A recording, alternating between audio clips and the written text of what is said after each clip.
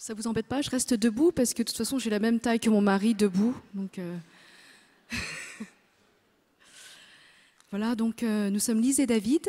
Nous sommes installés à Hong Kong avec nos 5 enfants, dont un au ciel. Donc nous allons vous témoigner cette épreuve que nous avons vécue. Nous allons nous témoigner en fait 2 épreuves. Voilà. Donc une première épreuve, c'est lors de la grossesse de notre 4e enfant. J'étais à mon 8e mois de grossesse. Et pour moi, c'était la dernière visite médicale avant l'accueil de cet heureux événement. J'ai toujours eu des grossesses faciles. Et j'avais une vie très active, une vie professionnelle qui me prenait beaucoup de temps. Donc voilà, pour moi, cette 4e grossesse était une grossesse comme les autres, où je me suis donnée à fond. Et je venais à cette visite médicale en me disant, de toute façon, il va bientôt arriver, très bien. Voilà, c'était une formalité. Et la visite dure. Je n'ai pas l'habitude. Et je vois que la gynécologue est blême. Et elle n'arrête pas de chercher quelque chose sur mon abdomen. Et moi, je commence à paniquer. Je ne comprends pas. Je ne comprends pas pourquoi cette visite dure. Elle me dit, Madame, il y a un problème. Il faut que vous alliez à l'hôpital. Je ne comprends pas ce qui se passe, mais elle ne m'a rien dit. Je me doutais de quelque chose. Je me suis dit, mince, c'est bizarre. Je vais à l'hôpital, je coopère. J'avais pourtant un rendez-vous après, mais tant pis. Et à l'hôpital, donc très très vite, on me reçoit, on fait les analyses, on refait une échographie. C'est pas une échographie en fait au 8e mois. C'est normalement juste on écoute, on vérifie, mais là, c'est plus complet. Et au bout d'un moment, le médecin me dit, Madame, il y a un problème. Nous ne trouvons pas les battements de cœur de l'enfant. Nous ne trouvons pas les battements. Pour moi, c'était, je comprenais pas. Enfin, j'ai toujours eu des grossesses faciles, j'ai toujours eu la paix, j'ai jamais eu de problème de santé. Et là, tout d'un coup, on me dit, on ne trouve pas les battements de cœur. C'est le ciel qui s'est effondré sur moi. Je ne comprenais pas ce qui se passait. Et on me dit, d'après les mesures, parce que du coup, ils ont fait une échographie et tout ça, vu les semaines, vraisemblablement, le cœur de l'enfant a arrêté de battre depuis un moment. Et ça a été très très dur pour moi. L'enfant était mort en moi. Je portais cette vie, et cette vie avait arrêté de croître, de grandir, de continuer.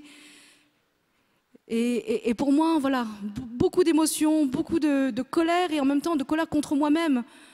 Je m'en suis voulu de ne pas m'être aperçue, parce que les médecins me demandaient, mais vous n'avez pas senti que l'enfant avait arrêté de bouger en vous? Et je m'en suis voulu d'avoir une vie aussi active et de ne pas avoir fait attention. Enfin voilà. Et en même temps, je ne comprenais vraiment pas ce qui m'arrivait. Alors, dans cette épreuve, moi j'étais animé de 2 questions. Je disais au Seigneur, mais pourquoi cela? Quel est le sens de ce qu'on est en train de vivre? Pourquoi est-ce que tu permets cela? Et la deuxième question, voilà, cet enfant n'a pas reçu le baptême. Comment peut-il rejoindre la vie éternelle? Et je peux vous témoigner du soutien très fort des frères autour de nous, et qui m'a aussi permis de trouver des éléments de réponse. Le père Henri, qui était le curé de Châlons, dans l'homélie d'enterrement, a dit, mais cet enfant, peut-être a-t-il déjà senti si fortement l'amour entre vous, l'amour au sein d'une famille, qu'il était prêt à cette rencontre avec l'amour.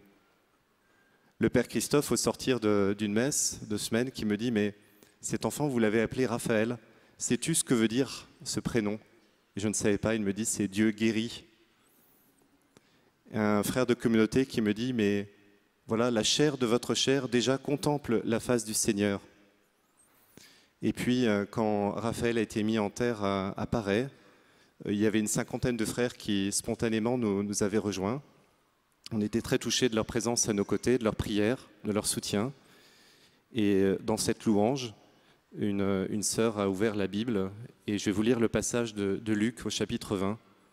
Jésus leur dit, « Les fils de ce monde-ci prennent femme ou mari, mais ceux qui ont été jugés dignes d'avoir part à ce monde-là et à la résurrection d'entre les morts ne prennent ni femme ni mari. Aussi bien ne peuvent-ils plus mourir, car ils sont pareils aux anges, et ils sont fils de Dieu, étant fils de la résurrection. et que les morts ressuscitent, Moïse aussi l'a donné à entendre dans le passage du buisson ardent, quand il appelle le Seigneur, le Dieu d'Abraham, d'Isaac et de Jacob. Or, il n'est pas un Dieu de mort, mais de vivants. Tous, en effet, vivent pour lui. Et peut-être encore un autre témoignage, ils sont si nombreux, celui d'un ami prêtre qui me disait « Mais ce désir très violent que tu as eu du baptême pour l'enfant, c'est ce qu'on appelle un baptême de désir, donc sois assuré, ton enfant est baptisé. » Et dès lors, voilà, dans cette louange, la joie est apparue au cœur même de la douleur. Et ce tout petit frère, en fait, il est le plus grand de la fratrie. Il est même plus grand que nous, il est déjà vivant, il est déjà auprès de Dieu.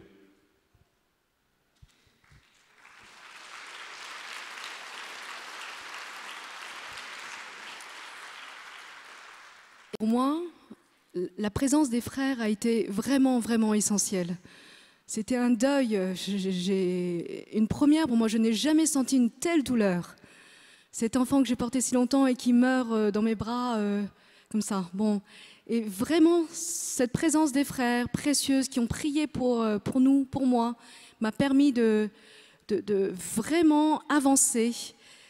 Et dans la foi, j'ai grandi dans la foi et j'ai pu comprendre de manière très concrète la réalité de la communion des saints. Parce que notre petit Raphaël, voilà, faisait partie de cette communion des saints. Et notre famille, elle était déjà à la fois dans cette église visible et dans l'église invisible, qui est une réalité. Et nous étions, après ce moment de deuil très douloureux, voilà, en paix et dans la certitude que voilà, notre petit Raphaël était auprès de Dieu et priait pour nous et veillait sur ses grands frères. Et donc, voilà, petit à petit, nous continuons, nous avançons. Nous n'habitons plus en France, nous sommes à Hong Kong. Et une deuxième épreuve voilà, se présente à notre vie de famille. Le Seigneur nous donne de porter à nouveau la vie. Nous attendons notre petit 5e. Je vais à ma première échographie, donc dans les 3 premiers mois. Et là, l'échographie dure. Et je ne comprends pas. Je me dis, mais qu'est-ce qui se passe encore? Et au bout d'un moment, ils me disent, voilà, donc le médecin va vous voir, donc je me remets en état. Et le médecin me voit et me dit, madame, il y a un souci. On identifie une tumeur, une tache, quelque chose qu'on n'arrive pas à comprendre ce que c'est, au niveau de son tube digestif. Il y a quelque chose, une anomalie. On vous propose de faire une amniosynthèse. Nous pensons que c'est un signe fort de trisomie 21. Je reste bouche bée. Je me dis, waouh. J'essaye de rester très très calme. J'essaye de ne pas perdre, voilà, de garder mon sang-froid. Et je lui réponds, j'étais seule à cet examen. Je lui réponds que je ne voulais pas faire cette amniosynthèse, que quel qu'était l'état de santé de cet enfant, de toute façon nous le gardions. Ils me font signer des papiers, une décharge. Je signe, et je sors, je suis effondrée, j'appelle David et je lui explique, je lui dis, j'essaye comme de garder mon sang-froid pour avoir une voix audible au téléphone. Et je rentre.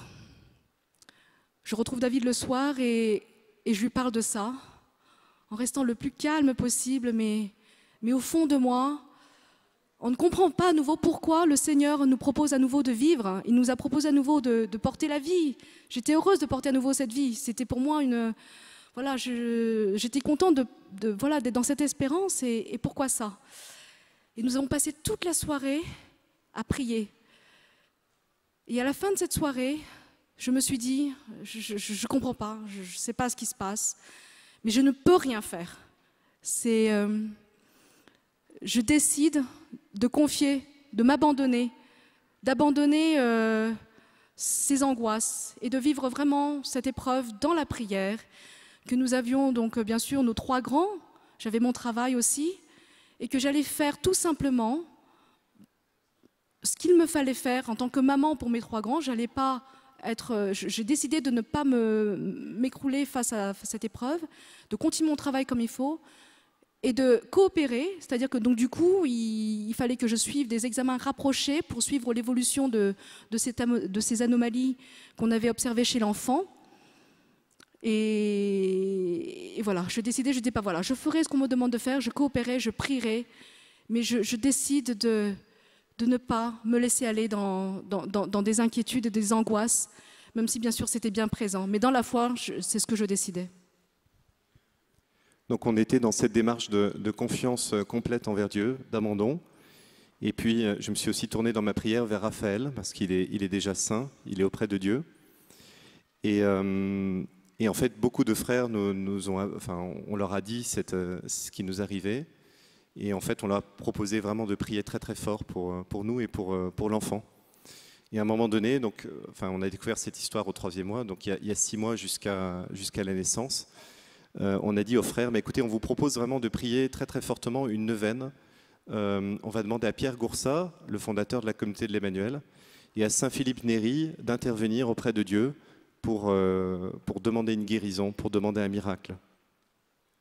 Voilà. Donc j'étais, comme dans la première épreuve, toujours animé de la même question, mais cet enfant, comment faire pour le sauver aussi, et surtout spirituellement, comment lui donner le baptême. Et en fait, les docteurs nous avaient dit, bah, écoutez, tout de suite après la naissance, si ça se passe bien, si l'enfant est vivant, on le transférera au bloc opératoire en néonatologie pour intervenir, si nécessaire, le plus rapidement possible. Et nous avons dit au corps médical, mais écoutez, on vous demande juste de nous laisser 10 minutes avec l'enfant après la naissance. Un prêtre m'avait dit, mais écoute, dans cette circonstance exceptionnelle, toi en tant que père, tu peux donner le baptême à ton enfant. Voilà, et donc l'enfant est né, il était beau, il était vivant, et nous avons eu ces 10 minutes avec lui, et nous avons pu lui donner le baptême. Donc déjà, c'était quelque chose qui nous a beaucoup donné la paix, déjà de savoir qu'il était au Seigneur. Il a été transféré à l'étage de néonatologie, pendant 24 heures en observation, donc on regardait. Il était dans une boîte avec des tubes partout. On ne pouvait pas le toucher, ça c'était difficile pour nous, on ne pouvait pas le prendre dans nos bras. Au bout de 24 heures, les médecins l'ont mis sous perfusion, mais ce n'était pas possible pour Lise de l'allaiter. Et puis au bout de 48 heures, ils ont dit, bah, écoutez, on va faire un test, comme on ne sait pas ce qui se passe exactement au niveau du système digestif, on va mettre un liquide avec un marqueur, et puis on va voir comment ça se passe. Le liquide a été éliminé par voie naturelle, donc ce qui était un très bon signe. Et puis des tests complémentaires ont lieu le jour suivant, des examens. Et là, les médecins n'ont trouvé aucune anomalie. Voilà. Et donc nous avions alors dans le cœur que le Seigneur avait opéré un grand miracle pour Louis.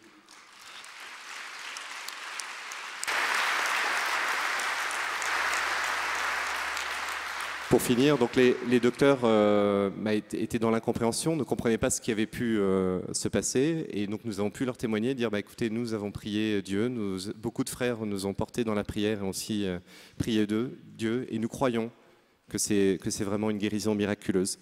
Voilà, donc les médecins souhaitaient le garder encore d'autres jours en observation pour vraiment s'assurer qu'il n'y avait aucun souci.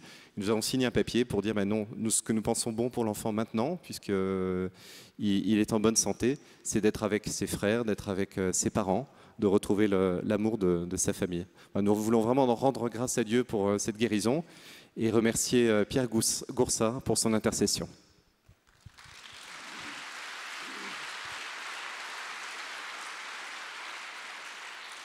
Voilà.